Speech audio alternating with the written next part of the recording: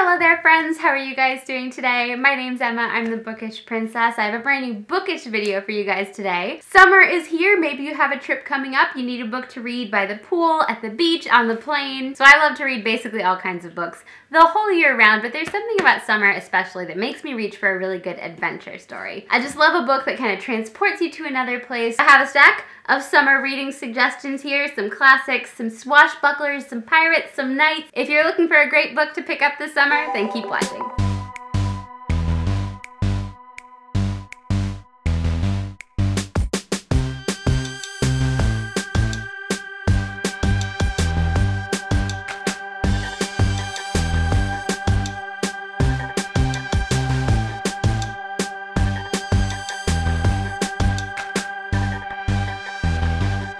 So I should probably warn you guys up front, a lot of these are older books. You'll see they're used books, although some of them are available as these Penguin English Classics, and of course in other editions, so I'll make sure I link them down below. I don't think too many of these are out of print, and even the out of print ones, you could probably get a used copy without too much trouble. That's actually one thing I love to do in the summer, is just go into a used bookstore and kind of just see what titles, what covers catch your eye, like pick up a book, page through, read a couple pages, and then just kind of build your reading list totally randomly based on what's in that bookstore. Whenever I'm visiting a new city, I always love to check out the bookshops. Anyway, this first book is called Captain Blood. It's actually a series, so you can read more of Captain Blood's adventures in other books, which I love.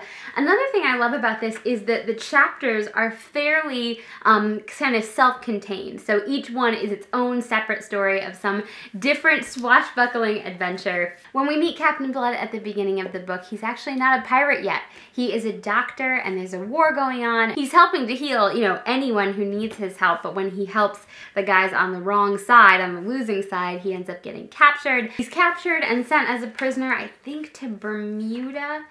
But, of course, he ends up escaping and getting a crew together and becoming a pirate, but of course not an ordinary pirate. He's such a smart pirate, such a quirky pirate, definitely a Robin Hood. Now that I'm talking about it, I'm realizing I have not read this book in way too long. Definitely makes me want to pick it up again. There's a little bit of a romance. If you like Pirates of the Caribbean, you'll like this. So many great characters. And so fun that it doesn't end with just this book. You can pick up the other stories in other collections. Whenever you find a really good book, it's always such a pleasure when it continues. Like when you get to hear more about these characters and more about their adventures. Especially over the summer, if you finish the book early and you still have a couple more days of your vacation, you need something else to read, you can go find the rest of the Captain Blood adventures. I really like this author's writing too. I think he's an awesome writer. I've also read Scaramouche. This one is not about pirates. Scaramouche is a young aristocrat.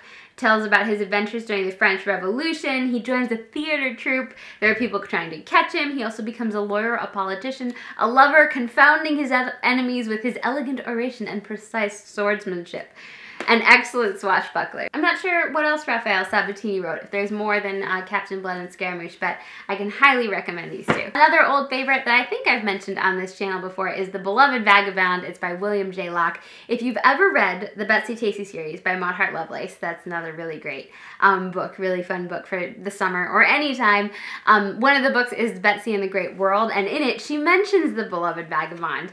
This was one of those books that was like really popular during its day. Everybody would have known about it. In Betsy and the Great World, they joke about Perigo and his hairbrush getting stuck in the butter, because that's a memorable scene. But it's a fantastic book to pick up. Perigo is just such a beloved vagabond, such a fantastic philosopher. He just kind of goes where the wind takes him. He ends up adopting this little boy kind of out of the gutter as his sort of sidekick, Astico, he calls him. And we follow Astico and Perigo, and gradually Astico kind of uncovers Perigo's history and what kind of turned him into this wandering philosopher. Again, just fantastic writing, so funny, so insightful and interesting. Perigo also has read everything. My brother Athos loves this book too, and I think there are some like ancient French poets that Perigo will quote that Athos, of course, had to go look up and now loves himself. I actually just recently read another book by William J. Locke, which I'm sure I'll be mentioning in my June wrap-up, so definitely keep an eye out for that. But it was called, I think, Tales of Tom Burrell. I found it on Kindle. That's one of the nice things about these older books, is that sometimes it's hard to find like a new print copy, but if you have a Kindle, and I know I often use my Kindle, especially for traveling, it's so nice to like bring along a stack of books, but basically only, you know, have to carry around one thing in your bag. Tom Burrell was also sent in France. He lives in Provence, and he's the mayor of this little village. It's so fascinating to hear the stories of that village and to get to know Tom Burrell. He's kind of like Perigot, just such a cool character, such a fantastic person. And again, amazing writing, really insightful, interesting, intrigue, romance, fantastic stories. In my recent reading videos, I've also been mentioning Perfume from Provence by Lady Winifred Fortescue, and she's a British woman who moved to France, moved to Provence, and was renovating a house there, and it's all about, you know, her adventures and meeting the French people. So it was so cool to read Perfume from Provence and then Tom Burrell, because they're set like very similar locations, like these little remote kind of villages out in the Alps in Provence, and they're very similar in a lot of ways, but kind of like two sides of a coin. It was just cool to get those two perspectives. A lot of these books are about French adventurers, like Scaramouche is set during the French Revolution, and The Beloved Vagabond is in France. This also in France. It's called The Scarlet Pimpernel. It's by Baroness Orczy, O-R-C-Z-Y, guys. This just came out as a Penguin English Library paperback. I did just order it on Book Depository. The cover looks fantastic. Scarlet Pimpernel is actually an Englishman who is determined to help save some of these French aristocrats are being kind of guillotined mercilessly. Even some of the families and people who don't deserve it are all kind of being sentenced to death. So this Englishman, the Scarlet Pimpernel, is risking his own life and making these kind of daring escapes and saving them from death's door. But of course the French want to figure out who is he and how can we stop him, and there's a romance. It's such a great cast of characters. Marguerite, Lady Blakeney, is so fantastic, and there's like this element of kind of mystery of who is the Scarlet Pimpernel gonna be. One of my favorite pieces of advice, which is you should always, always, always carry a pen and a piece of paper with you, is in this book, and if you read it, you'll find out why it's so important to always have pen and paper on hand. I have 3 more books here. They're all beautiful Penguin English libraries. These are some of the older ones. I was so excited when I saw The Scarlet Pimpernel in, you know, this kind of edition with the new cover. Also, Elizabeth and Her German Garden. I've been wanting to read that book forever because I keep hearing it referenced on other booktube channels and other books, and it just came out as a PEL, so I ordered that one too. I'm sure I'll do a book haul when they arrive. These 3 you might have heard me talk about before. First of all, I have Kim by Rudyard Kipling. I'll be honest, I bought this mostly because of the cover, and I haven't read a whole lot of Kipling, so I thought it'd be fun to try him more. I totally fell in love with it. It's set in India. Kim is basically the son of a British, Irish soldier, but he's orphaned, so he grows up in the marketplace, in the bazaar, and is kind of raised by native Indians. But of course, he's a sahib, he's a white man, so he's kind of trying to find his place.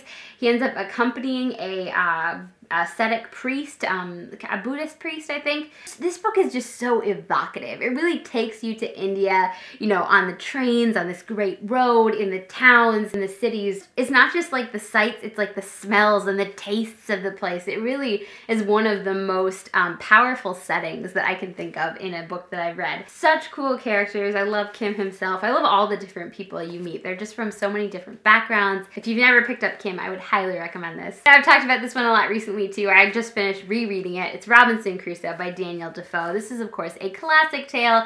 Robinson Crusoe is the castaway. But one thing I'd forgotten until I picked it up again was how many other adventures there are. Like, for the first 20 pages, he, like, gets captured by pirates. He escapes. And also, even after he escapes the island, so many more adventures. Of course, the main part is when he's on the island and having to learn to survive. And I think it's so immersive. It really puts you in that place. Of course, Robinson Crusoe has to figure out mentally, how do I endure this? And also physically, how do I endure this? And Daniel Defoe describes it so well, like how he constructs his forts and how he has like a summertime bower in the woods where he goes and collects grapes. And he gives you just enough details to like really, you know, immerse you in this setting, but not so many details that you kind of check out. Definitely a fun summer escape. Last but not least, I have the wonderful Sir Walter Scott. This is Ivanhoe. I would also recommend the Waverley novels. They're also fantastic.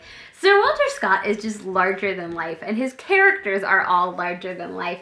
I went to Edinburgh a couple years ago, and when I went to Edinburgh Castle, I read about how Sir Walter Scott actually kind of rediscovered this regalia, is it called the honors? It was like basically what the king of Scotland used to have, and it had been lost for hundreds of years, and it was cool to hear about how he rediscovered it, and it's fun to kind of have that in mind when you read his books because it makes it obvious he himself was always kind of looking for these big adventures. This is of course the era of King Richard. Ivanhoe is a knight who's just returned from the Crusades. While he's been gone, a lot's been happening. You have the beautiful Rowena, you have Wamba the Fool, who of course has some great things to say. If you've never met Sir Walter Scott, you definitely have to pick up one of his books at some point. We actually have really enjoyed listening to this as an audiobook on long drives if we're going somewhere. So if you have a long drive coming up, that's another thought, is to find any of these books as audiobooks. It definitely kept us engaged hearing about all the castles and Templars and jousts and all that. So that's about it for today. I hope you guys enjoyed this video. I love to hear what's on your summer reading list. Definitely hit me up in the comments down below. One book, which I didn't put on this list because I haven't read it yet, is The Swiss Family Robinson. At Disney World, of course, there's like the Swiss Family Robinson walk-through treehouse, but I don't think I've ever read that book. And I think it'd be a really fun one to actually read. But I'd love to hear what's on your list as well. If you're not yet, make sure you're subscribed. I post new videos every single week. Don't forget to give this video a thumbs up. I hope you're having a magical day. I'll talk to you again soon. Stay bookish!